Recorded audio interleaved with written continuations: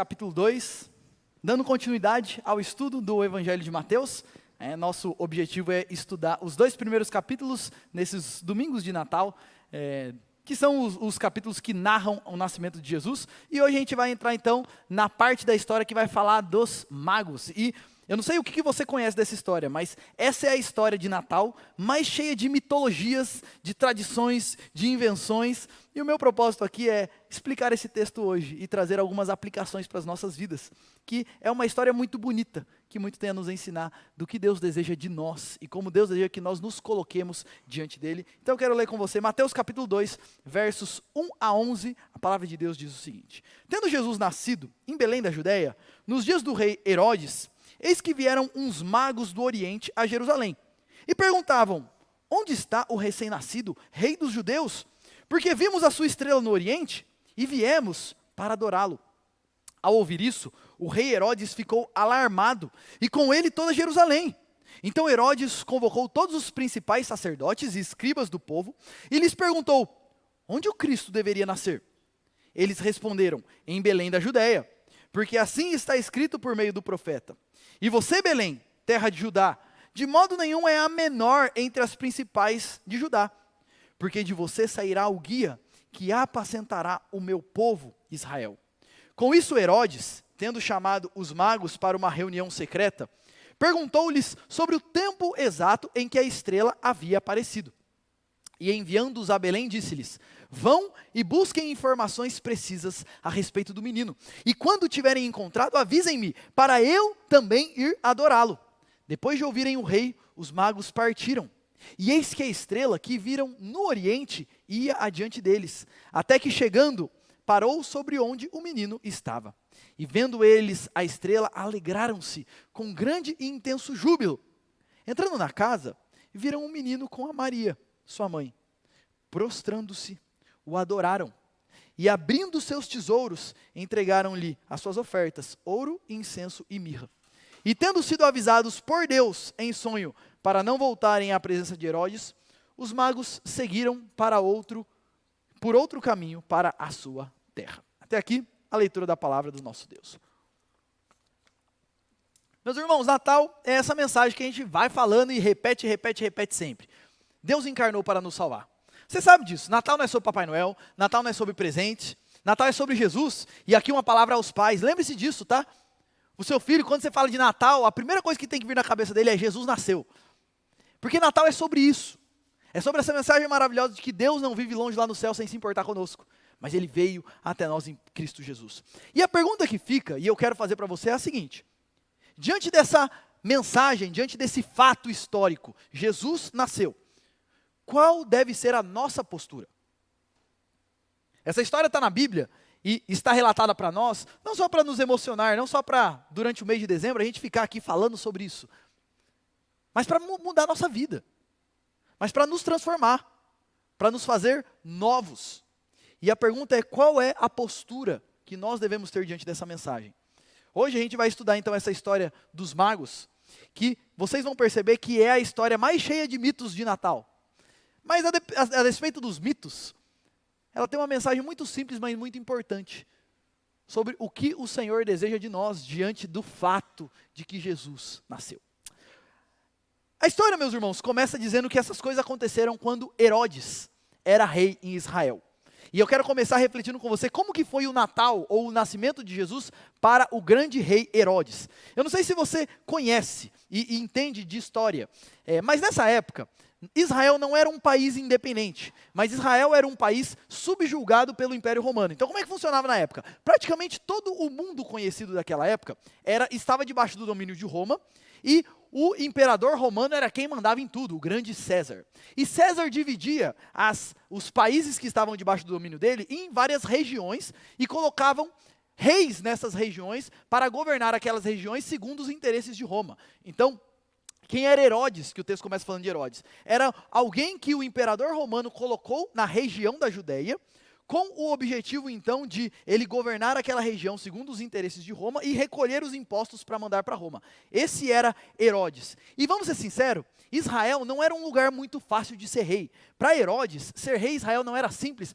porque Israel ele tinha muito forte, os israelitas, e tem isso até hoje, a promessa de que um dia Deus enviaria o grande rei Messias, o grande Cristo. Então, Israel, embora sempre tivesse alguém dominando sobre a nação de Israel, os israelitas mesmo nunca se submetiam de fato a esse rei. Embora eles aceitavam o que Roma colocava por motivo de força maior, porque senão eles eram presos e mortos, mas eles no coração deles, eles não aceitavam essa ideia de ter um outro rei, porque eles esperavam constantemente a vinda do Messias. Então Herodes é um grande rei, colocado por Roma para governar aquela cidade, aquela região, mas é uma região onde as pessoas não olham para ele como um rei legítimo, como alguém de fato que a gente se submete. E elas vivem na expectativa de que um dia Deus vai mandar o rei que vai desbancar esse homem aí. A gente está aqui, não tem o que fazer, por enquanto a gente fica aqui. Mas um dia Deus vai mandar um rei, que Herodes vai ficar no chinelo para ele. Essa era a expectativa da nação de Israel. E Herodes, meus irmãos, por viver nesse ambiente hostil, ele era um rei que a história conta, quando a gente estuda e conhece e estuda um pouquinho sobre Herodes o Grande, que foi esse rei, ele era um rei muito capaz e muito astuto na maneira como ele liderava e comandava a região da Galileia, e da Judéia, na verdade. Ele ficou conhecido na história por desempenhar grandes batalhas, construir muitas coisas, e ele era uma pessoa que, sabe aquele cara bem político, que vive fazendo algumas coisas para o povo, para ganhar a confiança do povo, mas é bem aquele politicuzão mesmo, que dá com uma mão e tira com 5. Esse era Herodes, conhecido por ser uma pessoa muito capaz, que fez grandes coisas, construiu muitas coisas. Herodes entrou na história de Israel como uma pessoa famosa, porque ele fez uma grande reforma no templo de Jerusalém. E por que ele fez isso? Para ganhar a simpatia do povo, para ganhar a confiança do povo. Só que ao mesmo tempo que ele era um homem muito capaz e que tinha feito muitas coisas, ele era um homem muito astuto, porque ele vivia assim, tudo que ele fazia, ele não dava ponto sem nó. Tudo que ele fazia, ele tinha um propósito, ele tinha uma segunda intenção. Então assim, ele era aquele tipo de pessoa que todo mundo olhava para ele com desconfiança. Porque quando ele estava sendo bonzinho, é porque alguma coisa tinha. Esse era Herodes. E Herodes o Grande, que viveu nessa época de Jesus, ele também era conhecido por ser uma pessoa muito cruel com qualquer pessoa que o ameaçava. Esse homem entrou na história por ser uma pessoa assim, se levantasse alguém que de alguma forma fazia com que ele se sentisse ameaçado, ele ia e assassinava essa pessoa. E ele entrou na história porque teve uma vez que ele assassinou uma das esposas dele e um dos filhos dele, porque de alguma forma ele se sentiu ameaçado por uma esposa e um filho que ele tinha, e ele assassinou a própria esposa e o próprio filho dentro disso. Então esse é o contexto que essa história acontece nos dias do grande rei Herodes. Agora você imagina o seguinte, Herodes está lá no trono dele, reinando sobre a Judéia, mandando, construindo, fazendo, tentando ganhar a simpatia do povo e etc. De repente, chega uma caravana de magos. E aqui tem o primeiro mito. Não eram reis magos, a Bíblia só fala que eram magos. E a Bíblia não fala que eram 3, a Bíblia só fala que eram magos. Tem 3 presentes no final, mas a gente não sabe quantos magos eram. De repente aparece uma caravana de magos diante do rei Herodes, pedindo para conversar com o rei.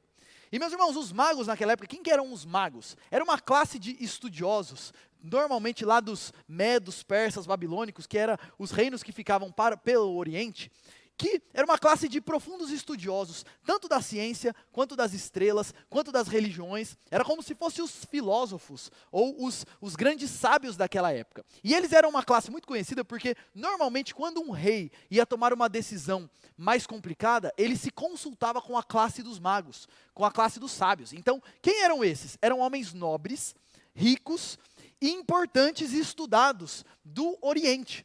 De repente, bate lá na porta de Herodes, querendo conversar. E é por isso que Herodes recebe eles. Porque assim, não era só chegar lá para querer conversar com o rei, que o rei conversava com qualquer pessoa. Você tinha que ser alguém que o rei queria conversar. E é por isso que o rei os recebe. O rei Herodes está um dia no seu trono, tranquilo na Judéia, aparece uma caravana de magos, batendo na porta dele. E aí eu fico pensando que como é que foi esse diálogo, né? Quando o Herodes chega e recebe eles, e Herodes fala, olá, digníssimos sábios, de onde vocês estão vindo? E aí os magos falam, nós viemos do Oriente, viemos aqui conversar com você, podemos ter uma palavrinha com você? Opa, fica muito longe de onde vocês vieram? Olha, mais ou menos 1.600 quilômetros. Viemos aí a camelo no deserto, uma viagem um pouco longa. E só para você ter noção, daqui para a Bahia mais ou menos tem 1.600 quilômetros. Você imagina fazer essa viagem de camelo no deserto? Foi isso que aconteceu. Não, é logo ali. Você vai, assim, nossa, mas é longe, ainda com o tempo você vai se acostumando a viagens assim. E aí Herodes pergunta, mas o que vocês vieram fazer aqui? Ouviram, eu tô tão famoso assim, que a minha fama está chegando lá no Oriente? Vocês vieram o quê? Me conhecer, conhecer o meu reino, conhecer o que eu tenho feito. O que vocês vieram fazer aqui? Eu imagino aqueles magos falando assim, não, na verdade a gente nunca nem tinha ouvido falar de você. A gente veio porque a gente veio participar da festa, da chegada do grande rei. Rei? Festa? Perdi alguma coisa? Do que você está falando? E aí os magos falam, não, é porque nós conhecemos a profecia. O Deus de Israel, que é o grande Deus, ele prometeu que um dia ele ia mandar um rei que ia governar sobre tudo e sobre todos. Porque a promessa, meus irmãos, do Antigo Testamento era que um dia Deus ia mandar, o próprio Deus ia entrar na história, ia assumir o trono, e ele não seria o rei só sobre Israel. Ele seria rei sobre todos os reinos da terra, ele seria o rei dos reis, o senhor dos senhores. E ele iria trazer paz e ordem para todas as nações. E os sábios estão dizendo, nós conhecemos a profecia desse rei. E nós conhecemos a profecia de que ia aparecer uma estrela anunciando esse rei. E nós, como estudiosos da estrela, vimos essa estrela aparecer aqui sobre Jerusalém. Então, assim que a gente viu a estrela, a gente fez a nossa mala e estamos aqui, queremos conhecer esse rei, cadê ele? Agora, lembra que eu falei que Herodes era um homem astuto, cruel? Como você acha que ele recebeu essa ideia? E aqui só um parênteses, antes da gente prosseguir, porque quando a gente lê essa história, surgem algumas dúvidas. A primeira dúvida é o seguinte, como é que esses homens ficaram sabendo disso? Como é que eles ficaram sabendo dessa profecia, da estrela? De onde veio isso? É muito longe. Eles não tinham acesso à palavra de Deus. E sabe qual é a resposta que a gente dá, meus irmãos? A gente não sabe. O nosso melhor palpite é o seguinte, se você conhece a história bíblica, você vai saber que tem um personagem chamado Daniel, que viveu por uns 40, 50 anos lá no coração da Babilônia, que foi um homem que foi levado como escravo de Jerusalém para a Babilônia para ser escravo lá, só que Deus o abençoou e fez dele um homem influente por mais ou menos umas 4, 5 décadas no coração da Babilônia. Então, o nosso melhor palpite é que Daniel, no tempo que ele passou na Babilônia, ele não passou lá só na vida boa não. Ele passou 40, 50 anos na Babilônia falando, anunciando o Deus verdadeiro, influenciando aquele reino e plantando a semente da promessa. Um dia Deus vai mandar um rei. Um dia Deus vai mandar alguém que vai unir todas as nações da terra debaixo do governo dele. Um dia Deus vai mandar paz de verdade. O nosso melhor palpite é que esses homens ficaram sabendo disso. E esses homens, como estudiosos das religiões, das ciências, um dia eles se depararam com isso. E eles creram nessa promessa. Outra pergunta que surge quando a gente lê essa história é a seguinte, como é que funcionava essa estrela? Porque assim, pensa nisso, a estrela ia andando no céu, como é que eles sabiam exatamente como que funcionava essa estrela? Sabe qual a resposta a gente dá? Também a gente não sabe. Aparentemente, apareceu uma estrela que eles identificaram que era a estrela da profecia, e quando apareceu essa estrela, eles foram para Jerusalém. Porque a aparência que dá na história é que a estrela apareceu, e eles foram para Jerusalém, mas ela sumiu. E aí depois ela apareceu de novo, quando eles saem, porque o texto vai dizer que aí apareceu a estrela de novo, eles se alegraram, e aí a estrela guiou eles para Jerusalém, para Belém. Então, como que essa estrela funcionava? Não sabemos. Mas aparentemente ela apareceu, até eles chegarem em Judá, em Jerusalém. Depois da conversa com Herodes, essa estrela apareceu de novo, provavelmente mais baixa, de modo que dava para ir guiando eles. Mas exatamente como funcionava, não sabemos. E uma outra pergunta que a gente tem que fazer é o seguinte, mas e essa profecia da estrela? De onde eles tiraram isso? Na Bíblia tem algum lugar que fala que quando o Messias nascesse, ia aparecer uma estrela brilhando? Meus irmãos, claramente não. Mas tem uma profecia lá em Números, que é o nosso melhor palpite, que é de onde eles tiraram isso.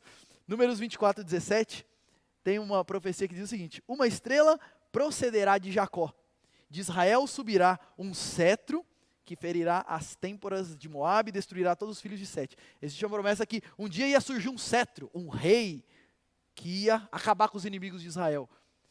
E ia vir uma estrela de Jacó. Esse é o nosso melhor palpite de onde eles tiraram esse negócio da estrela. Fecha parênteses, vamos voltar para a história agora. Então aqui é só algumas explicações para a gente ir entendendo o texto. Vamos voltar para a história. Quando Herodes ouve tudo isso, qual que é a reação de Herodes?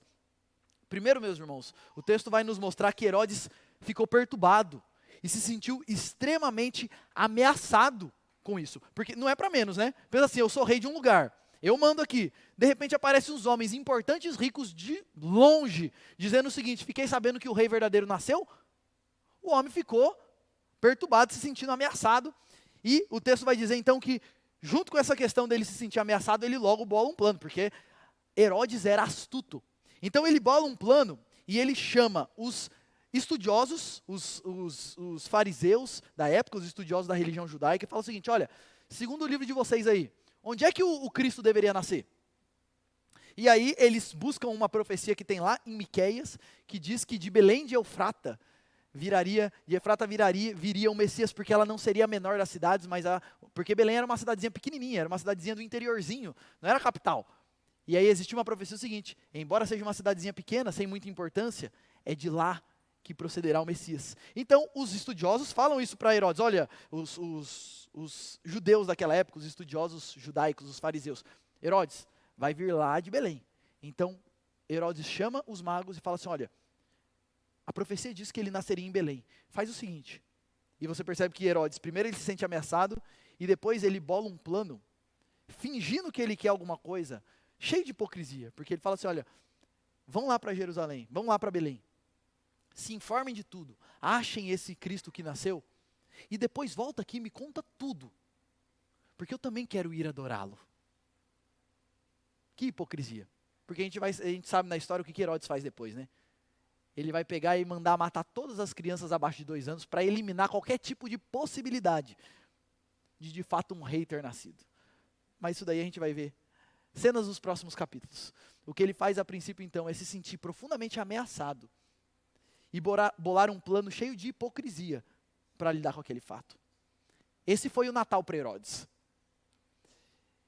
E por que eu estou falando tudo isso, meus irmãos? E aqui eu quero entrar e fazer algumas aplicações para nós, porque a verdade é que existe um Herodes que habita em nós. Da mesma forma que Herodes se reagiu à mensagem do Natal dessa forma, muitas vezes nós reagimos exatamente da mesma forma. Herodes se sentiu ameaçado por Cristo. E você? Porque a verdade é que o Evangelho de Jesus, e a mensagem de que Jesus nasceu, o Rei nasceu, isso é de certa forma ameaçador para nós. A mensagem do Evangelho, qual que é essa mensagem? Você é um pecador, eu sou um pecador, e nós merecemos a morte por causa disso. Mas Jesus nasceu para, naquela cruz, tomar sobre si os nossos pecados. E todos aqueles que creem em Cristo e recebem a Ele como Senhor e Salvador, é salvo. Todo aquele que invocar o nome do Senhor será salvo. Essa mensagem é linda, é maravilhosa. Só que ela também é ameaçadora, sabe por quê? Cristo e a mensagem do Evangelho, ela ameaça o nosso orgulho.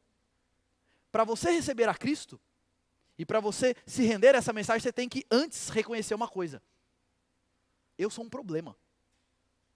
Eu sou um pecador. Eu preciso de salvação. Eu sou um miserável.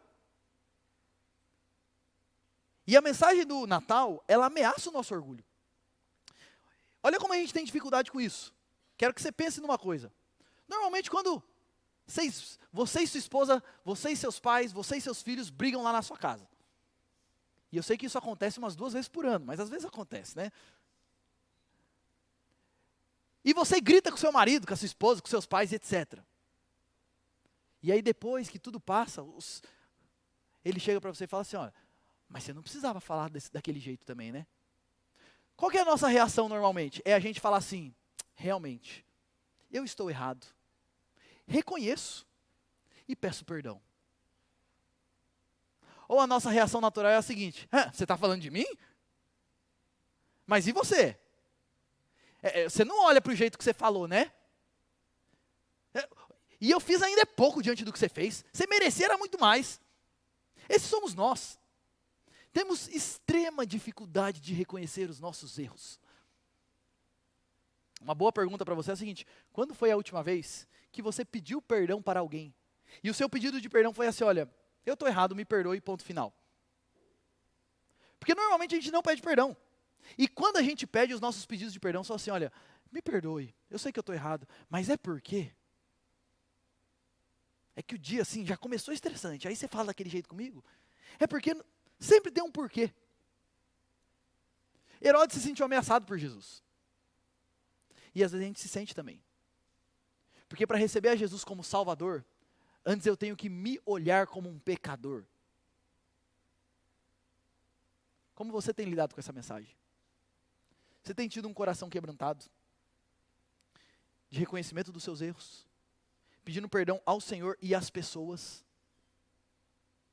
Ou vive tentando tapar o sol com a peneira? Herodes se sentiu ameaçado por Jesus, às vezes a gente também se sente. A mensagem do Evangelho, ela não ameaça o nosso orgulho. E Jesus não ameaça o nosso orgulho. Jesus também ameaça o controle das nossas vidas. Herodes queria sentar no trono. E por isso ele se sentiu ameaçado por Jesus. A gente também quer sentar no trono. No trono das nossas vidas. Lucas 9, 23 e 24 vai dizer o seguinte: se alguém quiser vir após mim, Jesus disse, negue-se a si mesmo. Dia a dia tome a sua cruz e siga-me. Pois quem quiser salvar a sua vida perderá, mas quem perder a sua vida por minha causa, esse a salvará. Para caminhar com Jesus, eu preciso renunciar o controle da minha vida. Eu preciso me colocar numa situação onde eu falo o seguinte: Senhor, eu reconheço, eu sou tolo, pecador e não dou conta da minha vida. Então a partir de hoje quem manda na minha vida não sou eu. O rei da minha vida não sou eu. Eu não faço as coisas segundo o que eu tenho vontade. Eu não falo o que eu tenho vontade. Eu não faço o que eu tenho vontade. Quem manda aqui é o Senhor. Eu o recebo não como meu Salvador apenas, mas como meu Senhor. Mas vamos ser sinceros, meus irmãos? É difícil fazer isso, não é? Quando a gente fala de Jesus para as pessoas, qual que normalmente é a reação das pessoas? Ah, não, mas peraí. Eu vou ter que começar a ir na igreja? Aí eu não vou poder namorar aquele menino, aquela menina? Ah não, peraí, mas aí eu vou ter que parar de fazer sexo com a minha namorada? Ah não, mas aí eu vou ter que parar de beber? Vou ter que parar de fumar? Ah não, mas peraí, mas aí eu vou ter que... Os meus planos para minha carreira profissional é isso, isso, isso. Mas aí eu vou ter que mudar isso? Normalmente essa é a nossa postura. Nós queremos até Jesus como nosso Salvador, eu quero morrer e ir para o céu. Mas eu não quero Jesus como meu Senhor. Herodes se sentiu ameaçado por Jesus. E você? De fato, a mensagem do Evangelho, ela ameaça o controle das nossas vidas. E não só o controle, o nosso orgulho e o controle das nossas vidas, mas Cristo também ameaça a nossa reputação muitas vezes. Por quê? Caminhar com Jesus, tem gente que não vai gostar. Se você é jovem, na sua escola, na sua faculdade, vão caçoar de você. No seu trabalho, vão achar que o que você está fazendo é loucura. Quando vê que você prioriza mais a sua família e a sua vida espiritual do que o seu trabalho. As pessoas vão olhar meio de canto para você. Vão torcer o bico. Caminhar com Jesus ameaça também a nossa reputação. O meu ponto, meus irmãos, é que esse Herodes, que se sente ameaçado por Jesus, habita em nós, não habita? Agora, uma palavra que eu quero dar sobre esse ponto, é que você não precisa se sentir ameaçado por Jesus. Porque Jesus não é um rei dominador, mas ele é um rei amoroso, que veio para entregar a sua vida. Jesus não veio arrancar nada de nós. Ele veio dar. Entregar a sua própria vida. E quando nós abrimos mão do nosso orgulho, e reconhecemos, eu sou sujo mesmo, sou um pecador miserável mesmo, o que a gente recebe não é humilhação. Por que a gente tem dificuldade de reconhecer os nossos erros? Porque é humilhante isso. Mas quando a gente faz isso diante do Senhor, a gente não é humilhado. O que a gente recebe é perdão dos céus. É libertador. Quando a gente abre mão do controle das nossas vidas, o que a gente encontra não é escravidão. Agora eu não posso fazer isso, eu não posso fazer isso, eu não posso fazer isso. Pelo contrário, o que eu encontro é liberdade de verdade. Liberdade para desfrutar da vida, mesmo quando tudo está fora daquilo que eu gostaria. Uma pessoa, meus irmãos, que vive se entregando para os seus desejos, não é livre, ela é escrava dos seus desejos. Uma pessoa que é o seguinte: estou com vontade de beber, eu bebo. Quando estou com vontade de sair, eu saio. Estou com vontade de fazer sexo, eu faço. Essa pessoa não é livre, ela é escrava. Ela não consegue dizer não para os seus próprios desejos. Mas uma pessoa submetida a Jesus, ela é livre, porque ela diz o seguinte: eu não preciso comer, eu não preciso beber, eu não preciso fazer sexo, eu não preciso sair, eu não preciso disso, eu não preciso de dinheiro, eu não preciso de nada, Jesus me basta, eu sou livre. Uma pessoa que tem Jesus como seu Senhor, ela é a pessoa mais livre do mundo. E quando abrimos mão da nossa reputação, a gente não perde nada. Sabe por quê? Porque nós recebemos a aprovação do nosso Criador e Redentor. O Evangelho de Jesus, ele parece ameaçador, é verdade. Mas no fim, ele é libertador, é tudo o que nós precisamos. Herodes se sentiu ameaçado por Cristo. Às vezes a gente também se sente. Mas creia nesse Cristo, se entregue a Ele. E uma segunda coisa que Herodes faz é, primeiro ele se sente ameaçado e depois ele bola um plano cheio de dissimulação e hipocrisia. E às vezes a gente faz exatamente a mesma coisa. A gente se sente ameaçado. Então a gente continua vindo na igreja, por tradição, para não ficar chato com a minha família, porque se eu não vir, meu marido vai ficar pegando meu pé. Se eu não vir, meu pai vai ficar me perturbando. Se eu não vir, daqui a pouco o pastor vai me ligar, falando: onde você está, que sumiu? Mas eu só estou aqui por estar, eu não estou de fato aqui. E a minha ponte é o seguinte: Herodes dissimulou, caiu na hipocrisia, porque ele se sentia ameaçado. Às vezes a gente faz exatamente a mesma coisa. A gente não está de fato diante do Senhor de coração. Só estamos para fazer uma cena e parecer estar. Uma pergunta que eu faço para você é: você está aqui nessa manhã cultuando de modo sincero? A gente cantou alguns cânticos aqui. Você cantou? Não, cantei forte. Mas cantou só com a boca? Ou de fato, você está diante do Senhor cultuando a Ele? Outra pergunta que eu faço é: você professa Jesus como seu Senhor, mas e quando a vontade dEle conflita com a sua? Quem que é o Senhor? Quem que manda? Uma pergunta para você meditar profundamente é o seguinte: quem está no controle da sua vida? É você ou é Jesus? A verdade é que Herodes continua habitando em nós. E a gente olha para essa história de Herodes e fala: ai, que absurdo. Mas a gente age diante de Jesus exatamente da mesma forma. E eu quero fazer uma pergunta para você meditar nessa manhã. Quais são as questões da sua vida que Jesus está te chamando a entregar a Ele e você tem resistido? Quais são as questões que você se sente ameaçado e você fala: não, isso eu abro mão, isso tudo bem. Ah não, mas isso daqui não, aí não. Quais são as questões que o Senhor te chama a abrir mão do controle e entregar para Ele nesta manhã? E aqui eu me lembro de uma história bíblica, que você deve conhecer também.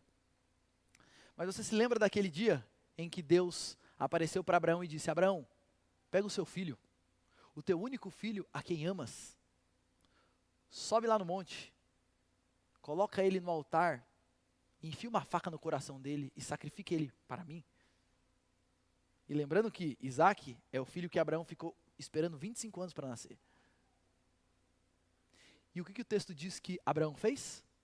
No outro dia de manhã, acordou de madrugada, subiu no morro e falou: ok, Senhor, sacrificarei ao Senhor. Minha pergunta é a seguinte: qual é o seu Isaac? Qual é aquilo que você tem de mais precioso? Que você se sente que Cristo pode de alguma forma ameaçar isso, e você fica retendo e dissimulando diante dessas situações.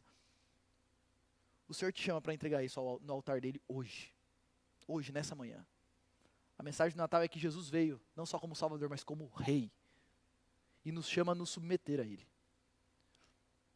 A gente vê Herodes, e como foi para ele o primeiro Natal, e como muitas vezes a gente age exatamente do mesmo jeito que Herodes. Mas o texto vai continuar nos mostrando, e para os magos, como é que foi o Natal? Se para Herodes ele se sentiu ameaçado e dissimulou, como foi para os magos o primeiro Natal? O texto vai dizer que os magos não estavam sabendo de nada, acreditaram em Herodes, saíram de lá e falaram: bora para Belém, pé na estrada. Belém não ficava longe de Jerusalém, ficava mais ou menos a uns 10 quilômetros, de 8 a 10 quilômetros de Jerusalém. Então, para quem viajou 1.600 quilômetros, que é tiro curto ali até Belém. E o texto vai dizer que, quando eles saíram para ir para Belém, a estrela apareceu de novo. E aqui a gente não sabe, mais uma vez, exatamente como foi, mas muito provavelmente a estrela estava assim, mais baixa do que todas as outras, porque eles conseguiram ser guiados pela estrela, e o texto vai dizer que eles vão caminhando e seguindo a estrela, até que de repente a estrela para bem em cima de uma casa. Eu não sei se a estrela soltava um brilho que iluminou a casa assim, eu não sei. Mas o ponto é que ficou claro para eles, é a mesma estrela, e essa estrela está nos guiando para aquela casa. A princípio, quando a estrela para em cima daquela casa, eles acham meio estranhos, porque é o seguinte, não é um palácio, não é um lugar chique, eu não sei se tinha um jumentinho arriado lá no poste do lado da casa, mas não era nada glamuroso, não era um palácio. Eu fico imaginando o seguinte, coloca a cabeça dos magos, a gente vem de longe, é o rei do mundo, o que eles esperam encontrar? Rapaz, uma festa que está durando faz 1 ano, e quando eles chegam, aparentemente é uma família comum, pobre, tudo normal. E o texto vai dizer que os magos batem naquela porta e de repente sai uma mulher. Aparentemente, uma mulher normal, pobre, e abre aquela porta. E eu imagino o seguinte, Maria vai abrir a porta dos magos, né? E de repente, nessa época, isso é uma informação importante, Jesus provavelmente já estava com de 1 ano e meio a 2 anos. Eles vieram de bastante longe, lembre-se disso. Então, provavelmente Jesus aqui nessa fase já tinha de 1 ano e meio a 2 anos, porque quando você lê o relato do texto, você vai ver no finalzinho lá que se refere a Jesus não como um bebê recém-nascido, mas como uma criança. E também porque Herodes, ele depois manda matar todas as crianças abaixo de 2 anos, com base na palavra dos magos. Olha, a estrela apareceu mais ou menos em tal época. Então, dentro do que a gente entende, Jesus aqui já estava um pouquinho mais velho, já era uma criancinha assim. Então eu imagino Maria abrindo a porta. Eu sei que a gente sempre vê aquelas figuras, né, dos pastores de um lado e os magos de outro lá na estrebaria, mas é muito claro o texto que eles não foram na estrebaria, eles foram na casa. Então eles já estavam morando numa casa aqui. E eu imagino o seguinte, Maria abre a porta, ela deve ter assustado, né? Um monte de gente, por que esses homens importantes, ricos, sábios, estudiosos, de outro lugar, assim, ela olhou e falou assim, esses homens não são daqui não, não tem cara de palestino não, o que esses homens estão fazendo aqui na minha casa? E eu imagino eles chegando e falando assim, eu imagino isso, moça, eu sei que a pergunta é meio estranha, mas o Messias nasceu aqui? É aqui que mora o rei do mundo? E aí eu imagino Jesus aparecendo andando meio trôpego assim, né? Devia estar na época de começando a aprender a andar, andando há pouco tempo. Chega lá, abraça na perna da mãe dele, mamãe. E aí os magos olham e diz, é ele? E Maria fala, é aqui. Esse é o Messias. E aí eles devem ter contado toda a história para os magos. E então eles falam, podemos entrar, moça? Claro, entra. E o texto vai dizer que eles se colocam diante do Senhor, se ajoelham, se prostram. E aqui a ideia, eu sei que na figura aqui está os 3 ajoelhados, mas a melhor figura, eu não achei uma figura assim, por isso que eu trouxe essa, mas seria os 3 não só ajoelhados assim num joelho, numa perna só, mas os 3 ajoelhados com o rosto no chão, completamente prostrados. Imagina essa cena, homens ricos, importantes, consultores de reis, ajoelhados diante de um menininho, aparentemente pobre, prostrados diante dele. E eles trouxeram 3 presentes.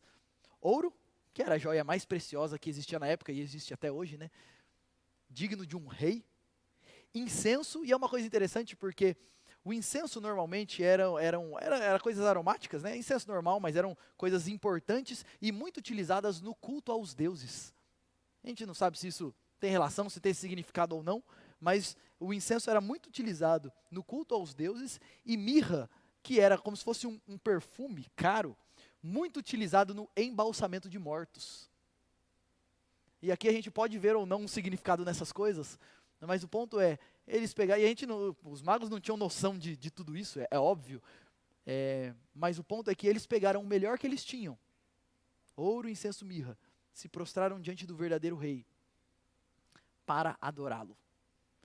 E uma coisa, gente, me chama a atenção nessa cena, eu fico imaginando essa cena, homens ricos, bem vestidos, importantes, imagina essa cena, diante de uma família pobre, simples, mas todos eles ajoelhados, prostrados, com o rosto no chão, adorando um bebezinho, uma criança. Essa é a cena do primeiro Natal. E esses magos têm muito a nos ensinar sobre como nós devemos nos portar diante de Cristo. Se por um lado nós temos a postura de Herodes, e muitas vezes o Herodes que habita em nós, por outro a gente tem a postura dos magos. E o que a gente pode aprender com eles nesse texto? E eu quero destacar 3 coisas que a gente vê claramente na vida desses 3 homens. Primeiro, eles creram. Eles creram. Não estamos diante de mais uma criança. Não estamos diante de mais uma história bonita. Nós estamos diante do único e eterno Rei do mundo. A visão deles é a seguinte: Ele é o Rei dos reis. Eu reconheço isso. E nada vai me impedir, porque eu fico imaginando o seguinte, lembra, é uma viagem longa. Aparece a estrela lá longe. E eles creem nisso, é o rei, a gente precisa ir lá.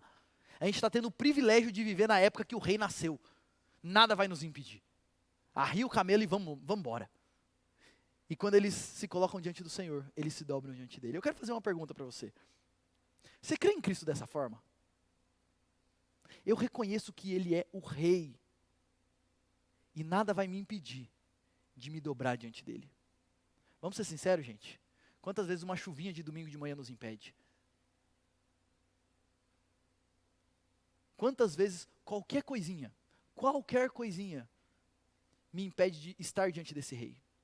Quantas desculpas esfarrapadas nós damos para não ler a Bíblia, para não orar, para não buscá-lo, para não nos rendermos, para postergarmos as coisas que a gente sabe que Deus quer que a gente faça. Esses homens, eles creram.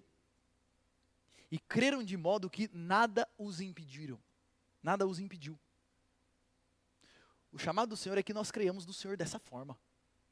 O Natal não é só uma história bonita. É a realidade do Rei que veio até nós. A minha pergunta é a seguinte: você crê de verdade nisso? Você crê de verdade a ponto de nada me impede de estar diante desse Rei? Ele é o centro e a prioridade máxima na minha vida? Eu creio nisso. Porque infelizmente, eu vou repetir uma coisa, na maioria das vezes a gente recebe Jesus como nosso Salvador, mas não como nosso Senhor. E não tem como separar uma coisa da outra. Se você quer Jesus como Salvador, mas não como aquele que manda na sua vida, você não recebe Jesus nem como Salvador, nem como Senhor. Não tem como separar as duas coisas, não. Porque a fé verdadeira é crer que Ele é mais do que um bebezinho bonito. Ele é o Rei. E por isso eu me dobro diante dEle. Primeiro, esses magos se dobram e creem profundamente de todo o coração nesse Cristo. Uma segunda coisa que a gente vê da atitude dos magos, muito bonita, é que eles adoram a esse Rei. É interessante porque o objetivo desde o início, para que eles saíram lá do Oriente? Qual era o propósito deles? Percebe? Eles não vieram pedir nada. Porque podia ser essa situação, né? Puxa vida, o rei lá nasceu, aquele que manda nasceu. Vamos lá, porque é o seguinte, vamos colocar as nossas causas diante dele. Mas desde o começo, quando eles aparecem para Herodes, eles dizem o seguinte: nós viemos adorar o rei. E quando eles se colocam diante de Jesus, eles só fazem uma coisa: eles se ajoelham e adoram esse rei.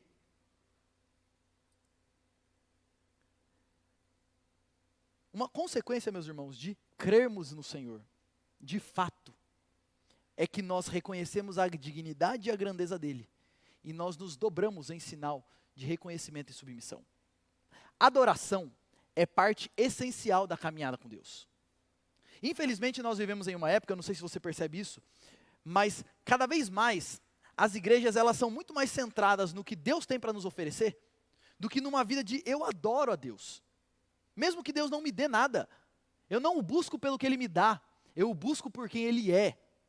E eu não estou aqui nessa manhã para receber nada de Deus, eu estou aqui para dar a glória que é devida ao nome dEle.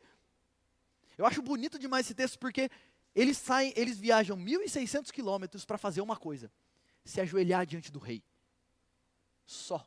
Eles não pedem nada, eles não fazem nenhum tipo de requisição, eles só vão para lá adorar esse rei. E o destaque bonito desse texto é a humildade desses magos, porque é o seguinte: é muito comum a seguinte visão no nosso tempo.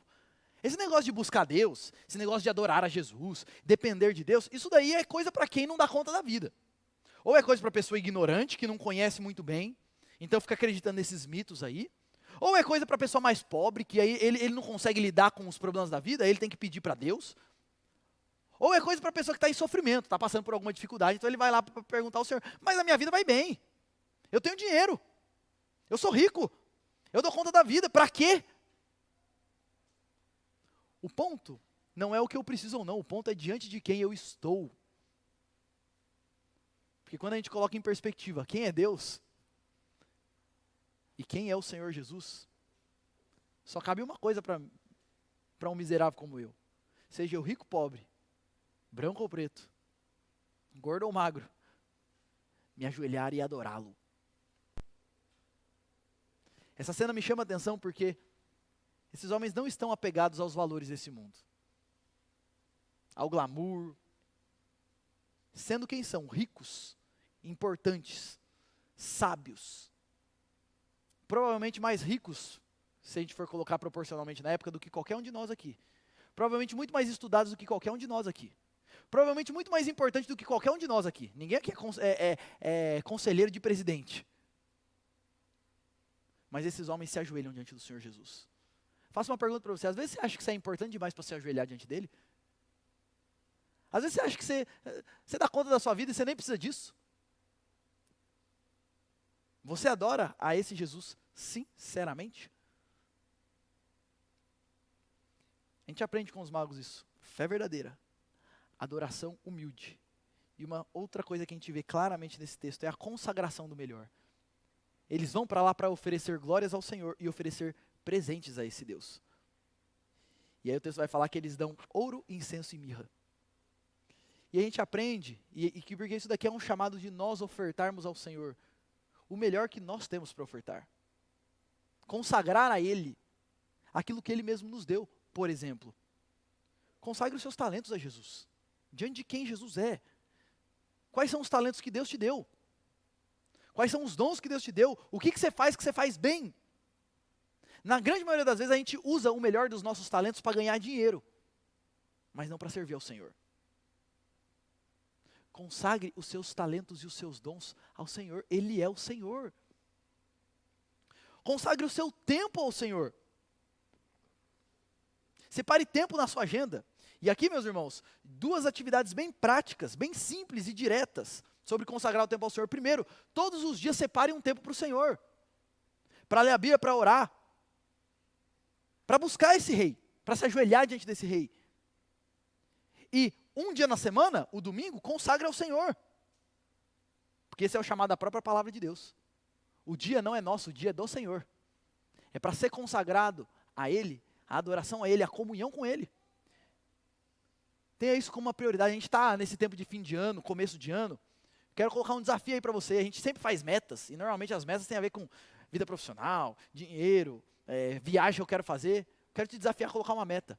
No ano de 2023, eu vou separar no mínimo 20 minutos por dia para dedicar ao Senhor, em leitura bíblica e oração. E no ano de 2023, domingo é dia do Senhor. Consagre o seu tempo ao Senhor. Consagre o seu dinheiro ao Senhor. Não só sendo dizimista e ofertante, mas olhando para todos os recursos que Deus colocou na sua mão como um meio de louvá-lo e abençoar outras pessoas. Consagre os seus relacionamentos ao Senhor. Quantas pessoas você conhece e que você se relaciona, que não conhecem o Senhor? Use esses relacionamentos para expandir a glória desse rei, para que novas pessoas reconheçam a Cristo. Enfim, meus irmãos, consagre o melhor de toda a sua vida a Jesus. Quero que você pense nisso. Você pense profundamente na seguinte questão.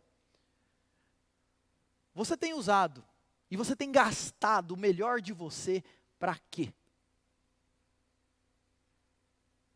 O chamado do Senhor é: faça como os magos. Se ajoelhe diante dele e coloque isso a serviço dele. Jesus não é só digno de tudo isso por ele ser quem ele é, o grande rei, mas também por entregar o melhor para nós.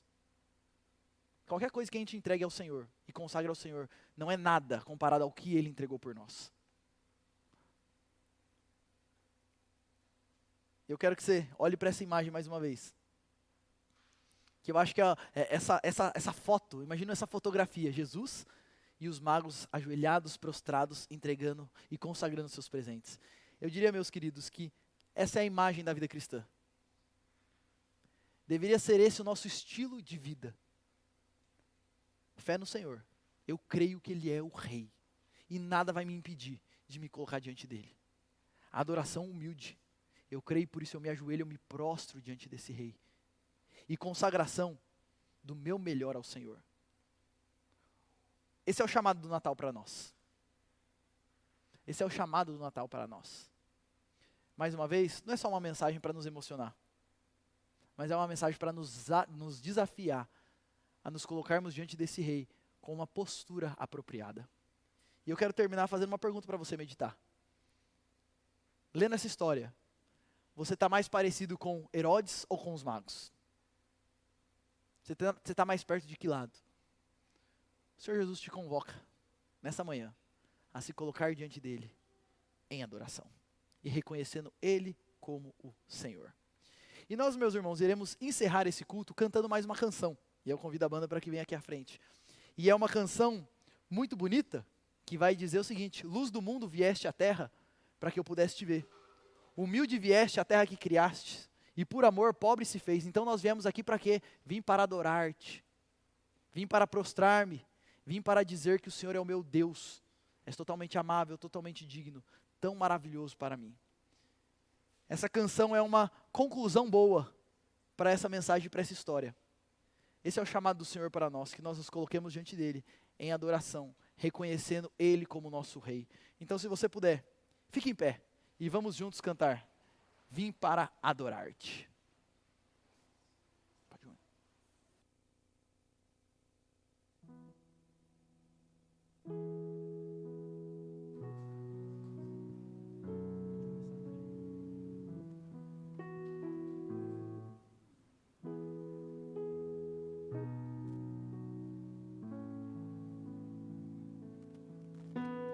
Luz do mundo vieste à terra, para que eu pudesse te ver. Tua beleza me leva a adorar-te, quero contigo viver.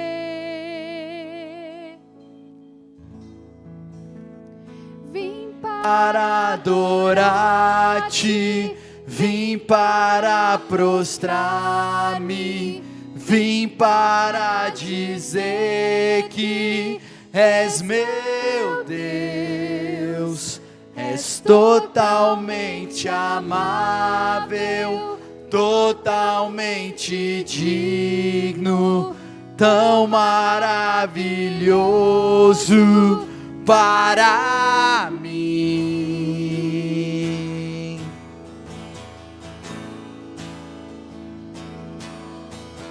Eterno Rei, exaltado nas alturas, glorioso nos céus,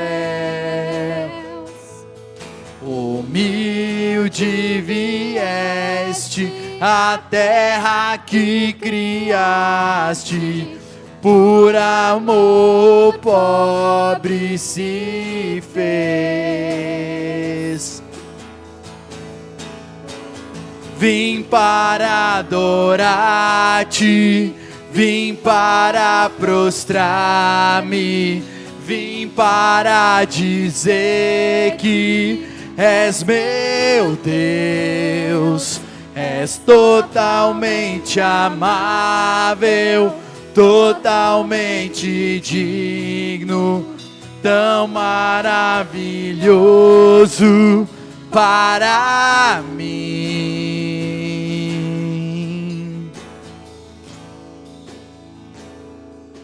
Eu nunca saberei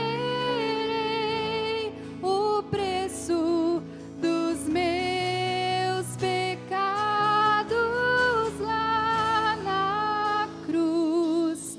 Eu nunca saberei o preço dos meus pecados lá na cruz. Eu nunca saberei o preço dos meus pecados lá na cruz. Eu nunca saberei o preço dos meus pecados lá na cruz.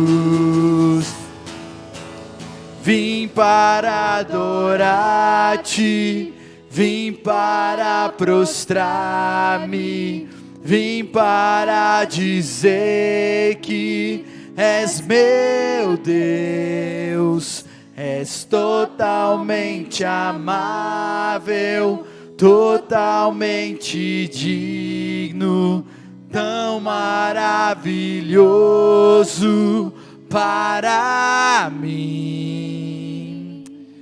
Deus, esse é o propósito de estarmos aqui nessa manhã, Deus. Reconhecermos o Senhor como nosso Rei.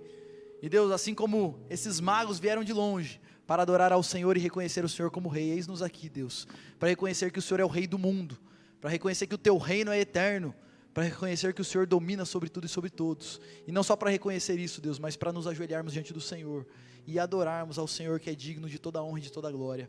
E a nossa oração, Deus, é que o Senhor nos constranja com essa mensagem, de modo que nós não só reconheçamos tudo isso, mas vivamos uma vida de consagração total ao Senhor, consagrando, Deus, não só nossas vidas ao Senhor, mas tudo que somos, o melhor de nosso tempo, o melhor dos nossos recursos, o melhor dos nossos talentos. Nos ajude, Deus, a nos colocarmos diante do Senhor e nos consagrarmos ao Senhor de todo o nosso coração. E eu oro por aqueles que estão aqui e ainda não estão vivendo uma vida de total consagração ao Senhor, porque talvez se sentem ameaçados pela ideia de que, se consagrarem totalmente a Ti, eles perderão algumas liberdades. Deus, mostre para eles que a melhor vida que alguém pode viver é uma vida aos Teus pés, é uma vida servindo ao Senhor, é uma vida de consagração total ao Senhor. Ninguém perde nada quando entrega tudo para servir ao Senhor. Nos ajude a crer nisso, Deus, a ponto de abrirmos mão de tudo que somos, para estarmos prostrados e viver uma vida para o Senhor. Aplique tudo isso em nossos corações. E obrigado, Deus, porque o Senhor não nos abandonou, mas o Senhor veio até nós. Obrigado porque o Senhor é a luz do mundo, que veio trazer luz para as nossas trevas. E obrigado porque o Senhor é esse Rei que veio para colocar a casa em ordem. E que rica esperança nós temos, na certeza de que um dia o Senhor volta para completar essa obra e estabelecer o Teu reino de paz, de maneira eterna, o Teu reino de alegria, o Teu reino de abundância, como nós esperamos esse dia, em que o Senhor finalmente consumará o Teu reino. Eis-nos aqui, Deus, com fé no Senhor, esperando a Tua volta. Então trabalhe em nossas vidas e fortaleça o nosso coração a cada dia. É a nossa oração no nome de Jesus, nosso Senhor e Salvador. Amém e amém. E agora, meus queridos irmãos, que a graça maravilhosa do nosso Senhor e Salvador Jesus Cristo, o amor transformador do Deus Pai e o consolo do Santo Espírito seja sobre todos nós e sobre toda a igreja de Cristo, hoje e sempre. Amém e amém. Deus abençoe a sua vida, uma boa semana. Não vá embora sem cumprimentar quem está à sua volta, e que seja uma semana ajoelhado diante desse Rei.